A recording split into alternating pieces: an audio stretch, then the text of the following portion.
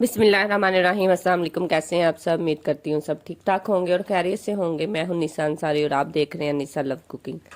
निसा love cooking में आज मैं आप लोगों को दही लगाने का एक बेस्ट तरीका बताऊंगी, क्योंकि आपको पता है कि माशाल्लाह से कल से रमज़ान मुबारक शुरू होने वाला है और दही तकरीबन हर घर में ही लगाया जाता है। तो बहुत सारे लोगों को ये मसला पेश आता है कि अक्सर वो लोग जब सहरी के वक्त उठते हैं तो उनका दही वैसा नहीं गाढ़ा बन के रेडी होता जैसा आप लोग चाहते हैं बाजार जैसा। तो आज मैं आप लोगों को एक छोटा सा टिप बताऊंगी जिसको आपने फॉलो करना है। तो आज देखिएगा आप लोगों का भी दही बिल्कुल बाजार जैसा ही बनेगा।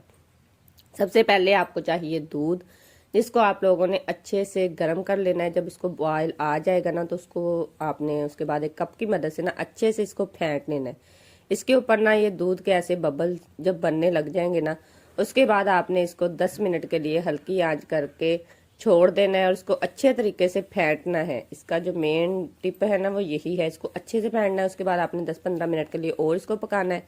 जब ये ठंडा हो जाएगा ना तो उसके बाद आप लोगों ने इसको एक मिट्टी के बर्तन में डाल देना है। जब भी आप लोग दही लगाएं तो उसको आप लोग मिट्टी के बर्तन में ही लगाया करें।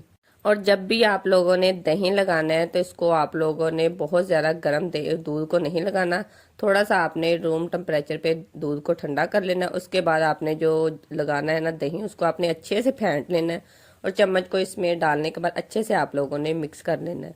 उसके बाद आपने इसको कवर करके रख देना। और जब भी आप लोग दही लगाएं तो आप लोग इसको मिट्टी के बर्तन में लगाएं। अगर आप लोग इसको प्लास्टिक के बर्तन में लगाएंगे ना तो इसमें जो दही की खटास है ना वो आ जाएगी।